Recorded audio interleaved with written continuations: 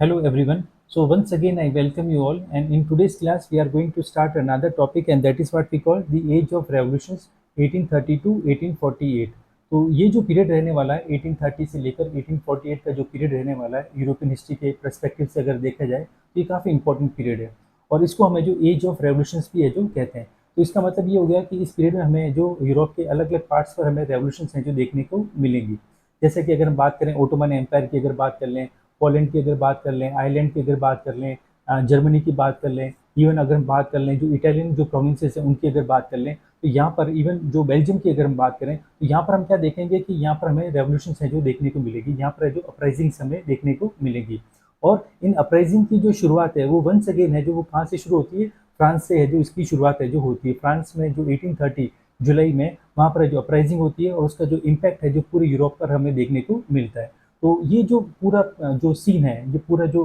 Revolutions का जो दौर है जो 1830 से शुरू होता है और 1848 तक चलेगा, इसी को हम यहाँ पर हमें जो डिटेल में जो डिस्कस करेंगे। और जैसा कि हमने पिछली क्लास में हमने डिस्कस किया था कि किस तरह से 1815 के बाद में जब ट्रीटी ऑफ वियना हुई तो उसके बाद में हम क्या देखते हैं कि यूरोप के अंदर है जो कंजर्वेटिव गवर्नमेंट है वो एस्टेब्लिश हो जाती है।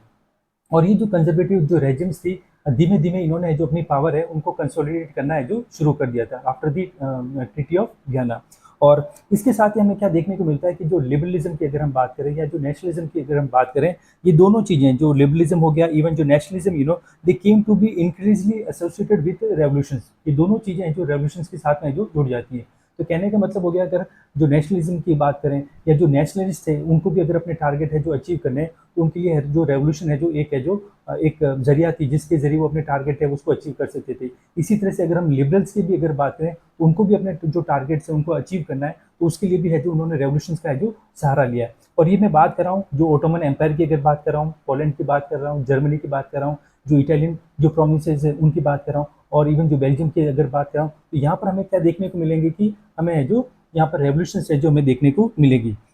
और ये जो रेवोल्यूशन थी, इन रेवोल्यूशन की अगर बात करें तो इन रेवोल्यूशन को जो लीड किया है वो हमेशा की तरह यहाँ पर कौन करें, जो लिबरल जो नेशनलिस्ट हैं वो इनको क्या करते हैं, लीड करते हैं। और ये जो लिबरल जो नेशनलिस्ट हैं they belongs to the middle class, ये मिडिल क्लास से जो बिलोंग करते हैं, जिसमें ज़्यादातर है जो प्रोफेसर्स हैं, इसके अलावा जो स्कूल टीचर्स हो गया, क्लर्क हो गया, इवन जो न्यू कमर्शियल मिडिल क्लास हैं वो लोग भी हैं जो नेक्स्ट जो जैसे हमने पिछली क्लास में हमने डिस्कस किया कि जो इकोनॉमिक रीजंस थे जिसकी वजह से भी है जो वो चाहते थे कि जो नेशन स्टेट है जो बने, तो वो भी इसमें जो पार्टिसिपेट करते हैं और इन रेवोल्यूशन में जो एक इंपॉर्टेंट रोल है जो प्ले करते हैं। और अब जैसे मैंने आपको बताया था कि हमेशा की तरह जो दोबारा जो रेवोल्यूशन का जो दौर शुरू होगा तो इसकी शुरुआत है वो दोबारा कहाँ से होगी, फ्रांस से होगी। तो फ्रांस में है जो मैं फर्स्ट जो अपहील या जिसको आप जो अपराइजिंग कह सकते हो उसकी है जो शुरुआत होती है वंस अगेन कहाँ कब से होती है, जुलाई से। जुलाई आपको मालूम है कि जो फ्रांस के अंदर एक बहुत ही इंपॉर्टेंट है जो मंथ है जो माना जाता है, क्योंकि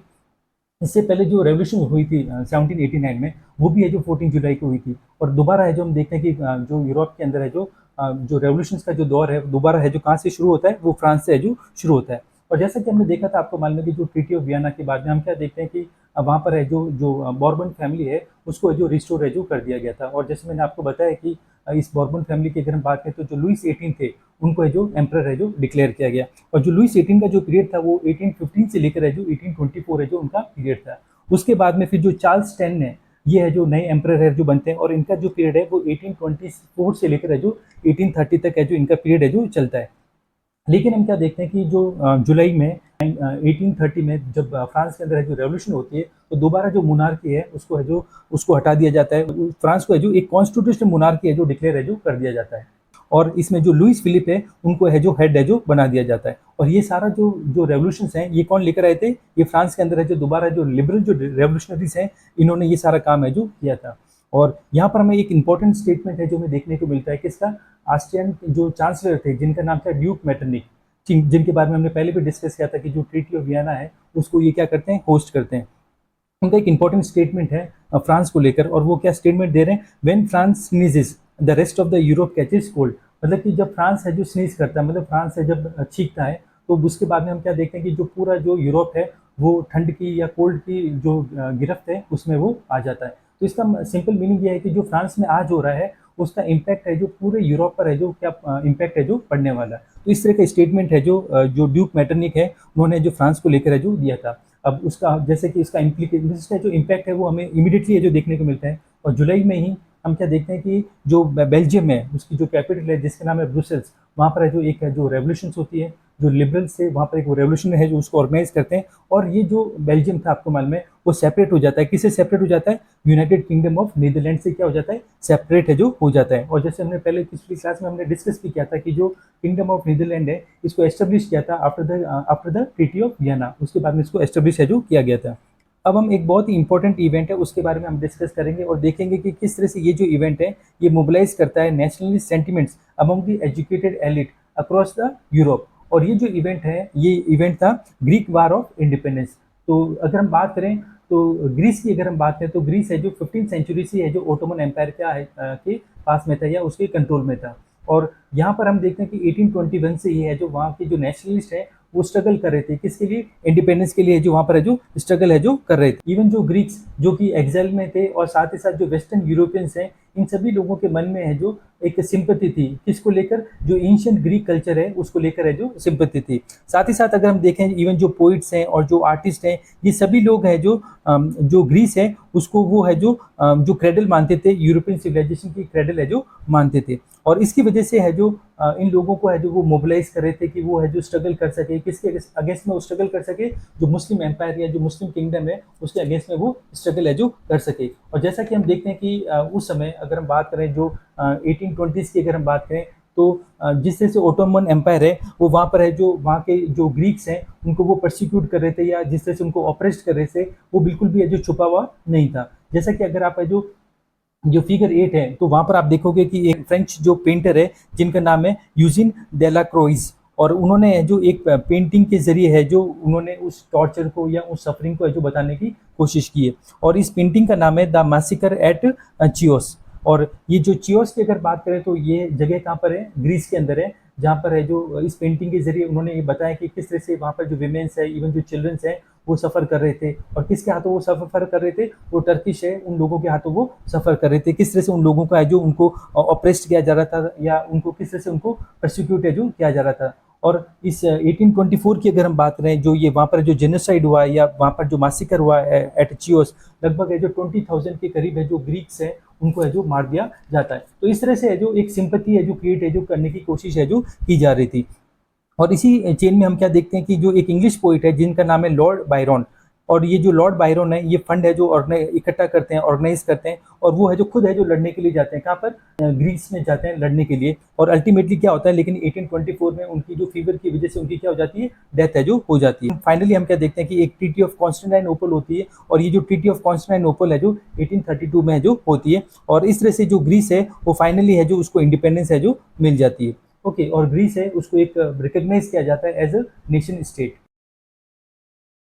Now we are going to discuss another topic, and that is what we call the romantic imagination and the national feeling. So what we are going to discuss here, that even these romantic imaginations, it also played a very significant role in the spreading of the nationalism. जो nationalist जो sentiments हैं, nationalist जो feelings हैं, उनको spread करने में even जो romantic imaginations हैं उनका भी एक important role हमें देखने को मिलता है। तो जैसा अभी तक हमने डिस्कस किया कि जो वॉर है और साथ ही साथ अगर हम बात करें जो टेरिटोरियल एक्सपेंशन है उसका एक इंपॉर्टेंट रोल रहा है, जिस तरह से नेशनलिज्म है उसको स्प्रेड है जो किया गया है। जैसा कि हमने पिछली क्लास में हमने डिस्कस किया कि किस तरह से 1790s में जब रेवोल्यूशनरी वॉर्स होती हैं तो जो फ्रेंच आर्मी है वो इस नेशनलिस्ट आइडियाज़ को जो क्या करती है, बाहर क्या करती है, एक्सपोर्ट करती है। तो यहाँ पर हम ये देख रहे हैं कि सिर्फ वार और जो टेरिटरी जो एक्सपेंशन है उसका ही रोल नहीं रहा, इसके अलावा इवन जो कल्चर है it also played a very significant role in the shaping of the nationalist sentiment. जो नेशनलिस्ट सेंटीमेंट्स हैं उनको शेप करने में जो कल्चर है उसका भी एक इंपॉर्टेंट रोल हमें देखने को मिलता है। तो कल्चर से मतलब है यहाँ पर आर्ट से, साथ ही साथ पोइट्री की अगर बात करें, कल्चर से मतलब है स्टोरी से और म्यूजिक से है जो इसका है जो मतलब है। तो आर्ट हो गया, इवन जो पोइट्री हो गया, स्टोरीज हो गया, म्यूजिक हो गया, तो ये वो सारी चीज़ें थी जिन्होंने जो मदद की है एक्सप्रेस करने में, किसको एक्सप्रेस करने में, जो नेशनल जो सेंटिमेंट्स हैं उनको एक्सप्रेस करने में जो मदद की है। अब ये जो वर्ड है रोमांटिसिज्म, इसको समझने की कोशिश करते हैं। तो हम क्या देखते हैं कि जो लेट 18th सेंचुरी है उसमें हम क्या देखते हैं कि जो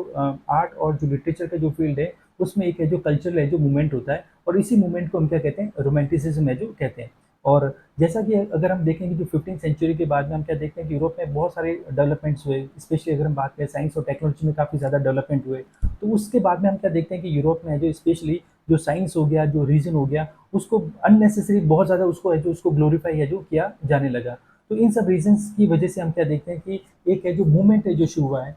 लेट 18th सेंचुरी में आर्ट और लिटरेचर में। और इस मूवमेंट के जरिए हम क्या देख रहे हैं कि जो जो ह्यूमन जो फीलिंग्स हैं या जो इंसान के जो इमोशंस हो गए या उनके जो इंट्यूशंस हो गए और जो मिस्टिकल जो फीलिंग्स हैं उनको है जो फोकस है जो किया जाने लगा। और इन पोइट्स ने जो रोमांटिक जो पोइट्स हैं इन्होंने इन चीज़ों को ज़्यादा है जो तरजीह दी या इनको ज़्यादा है जो इंपॉर्टेंस दी, ना कि जो साइंस हो गया या जो रीज़न हो गया इनको उन्होंने ज़्यादा ग्लोरीफाई नहीं किया, बल्कि इन्होंने जो ज़्यादा ग्लोरीफाई किया किसको, जो ह्यूमन फीलिंग्स हैं, इमोशंस हैं और जो इंट्यूशंस हैं उनको उन्होंने ज़्यादा है जो प्रोपोगेट किया। उन्होंने बताया कि हमें इसके ऊपर है जो काम करना चाहिए, अननेसेसरी जो साइंस है या जो रीज़न है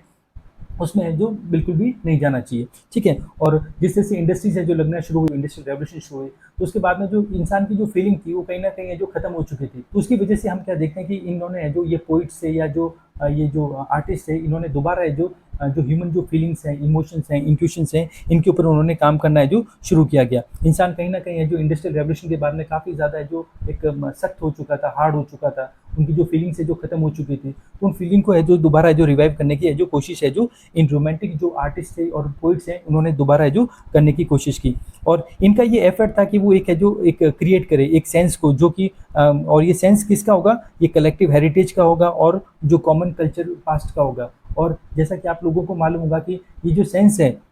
जो कलेक्टिव हेरिटेज की अगर हम बात करें या जो कॉमन कल्चर जो पास्ट की अगर हम बात करें, यही दोनों चीज़ें आपको मालूम है एक बेस होती हैं किसके, नेशन का जो बेस होती है। और अब हम जो एक बहुत ही इंपॉर्टेंट जो जर्मन फिलोसफर है उनके बारे में जो डिस्कस करेंगे। और ये जो जर्मन फिलोसफर है जिनका नाम है जॉन गॉटफ्रीड हर्डर। और ये जो जॉन गॉटफ्रीड हर्डर है,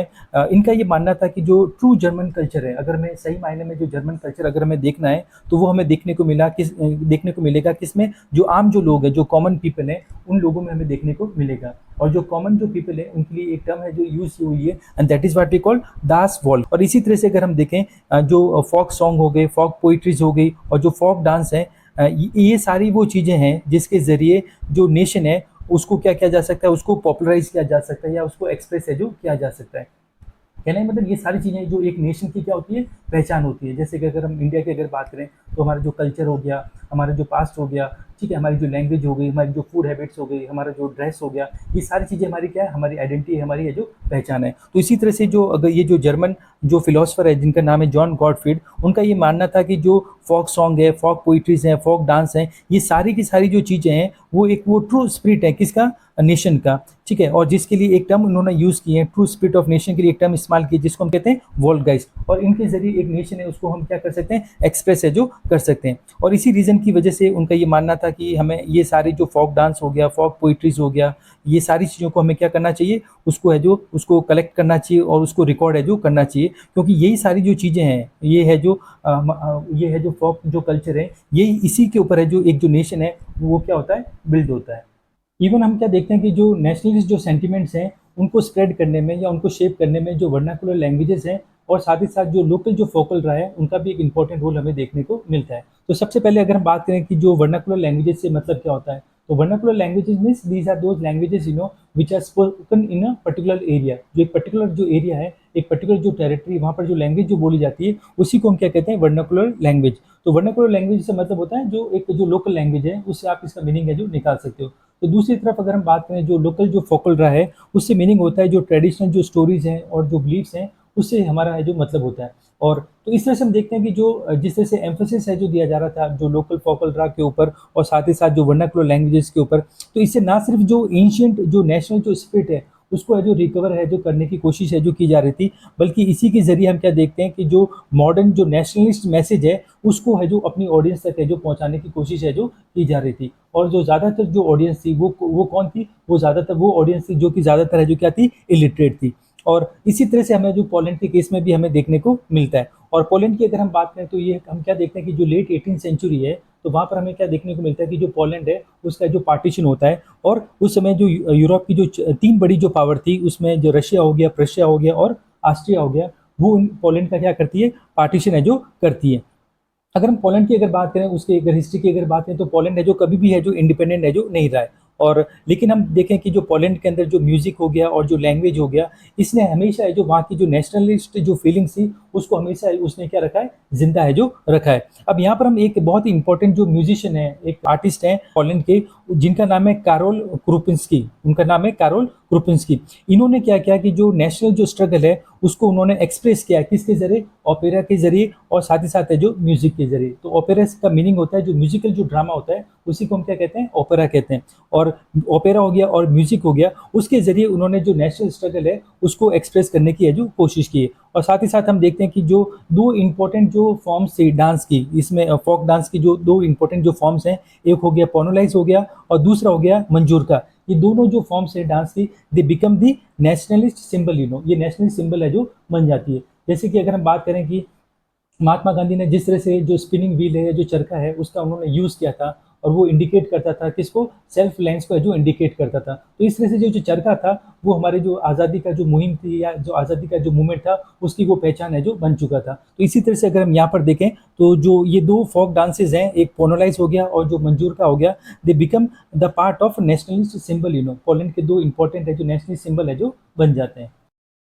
Now we are going to discuss the role of the language, it played in the development of the nationalist sentiment. जो नेशनलिस्ट सेंटिमेंट्स हैं उनको स्प्रेड करने में या उनको डेवलप करने में जो लैंग्वेज का जो रोल है उसको हम समझने की कोशिश करेंगे। तो जैसे मैंने आपको बताया कि जो यूरोप है की अगर हम बात करें तो यूरोप की जो थ्री बड़ी पावर्स हुआ करती थी, जिसमें रशिया हो गया, प्रशिया हो गया और ऑस्ट्रिया हो गया, उसने जो पोलैंड का जो लेट 18th सेंचुरी में उसका जो पार्टीशन किया। और पार्टीशन करने के बाद में जो बड़ा हिस्सा था पोलैंड का, वो किसके पास में आ गया, रशिया के पास में जो आ गया। और रशिया के पास में आने के बाद में उन्होंने जो जो पोलिश जो लैंग्वेज है उसको पोलैंड के अंदर पूरी तरह से उसको क्या कर दिया, अबॉलिश कर दिया। और उन्होंने है जो अपनी जो अथॉरिटीज़ है उनको क्लियर कट इंस्ट्रक्शन दिया कि भाई आपने जो रशियन जो लैंग्वेज है उसको वहाँ पर है जो इंट्रोड्यूस करना है। और फिर हम क्या देखते हैं कि जो 1831 में हम क्या देखते हैं कि वहाँ पर रशिया के अगेंस्ट में है जो वहाँ पर है जो एक आर्म्ड रेबिलियन होता है। लेकिन इस आर्म्ड रेबिलियन को जो रशियन जो अथॉरिटीज़ हैं या जो रशियन जो गवर्नमेंट है वो उसको क्या कर देती है, इसको है जो क्रश कर देती है, इसको दबा देती है। उसके बाद में हम क्या देखते हैं कि जो पोलैंड के अंदर जो क्लर्जी थी, क्लर्जी से इन द सेंस मतलब जो चर्च से जुड़े हुए लोग थे, चाहे वो प्रीस्ट हो गया या जो बिशप्स हो गया, इन लोगों ने क्या करना शुरू कर दिया कि जो पॉलिश जो लैंग्वेज है उसको उन्होंने एक वेपन की तरह उन्होंने इस्तेमाल करना शुरू कर दिया अगेंस्ट दी रशियन गवर्नमेंट। उन्होंने जो पॉलिश जो लैंग्वेज है उसको वो इस्तेमाल करने लगे, जो चर्च की गैदरिंग में या रिलीजियस इंस्ट्रक्शंस में वो पॉलिश लैंग्वेज है उसका इस्तेमाल करने लगे, जबकि उनको मालूम था कि उन्हें जो पॉलिश जो लैंग्वेज है उसका इस्तेमाल है जो नहीं करना है। तो उसके बाद में क्या होता है कि जो बहुत से जो प्रिस्ट और जो बिशप्स थे उनको है जो जेल में है जो डाल दिया गया, और उनको साइबेरिया, जो कि रशिया का बहुत ही ठंडा एरिया है, वहाँ पर इनको है जो भेज दिया गया। और उस ठंड की वजह से उन लोगों की वहाँ पर है जो डेथ है जो हो जाती थी। तो इस तरह से हम देखते हैं कि जो जिस तरह से जो पॉलिश जो लैंग्वेज है इसको एक यूज़ किया गया एक सिंबल की तरह, किसके अगेंस्ट में, जो रशियन जो डोमिनेशन है उसके अगेंस्ट में है जो एक है जो सिंबल की तरह उसको और या उसको एक वेपन की तरह जो यूज़ किया गया। ओके, तो इस तरह से हमने देखा कि इस टॉपिक में हमने किस तरह से हमने देखा कि जो कल्चर है it also played a very significant role in the development of the nationalist sentiment. जो नेशनल सेंटिमेंट्स हैं उनको डेवलप करने में, इवन जो कल्चर है, कल्चर से मुराद है जैसे मैंने बताया कि जो सॉन्ग्स हो गया, पोइट्रीज हो गया, जो डांस हो गया, जो लैंग्वेज हो गया, इन सब से जो मुराद है। और इन सभी का जो एक बहुत ही इंपॉर्टेंट रोल था जिस तरह से उन्होंने जो नेशनलिस्ट जो सेंटिमेंट्स हैं या जो नेशनलिस्ट फीलिंग्स हैं उनको है जो स्प्रेड किया। And in the next class, we are going to discuss another topic, and that is what we call hunger, hardship, and the popular revolt. Thank you.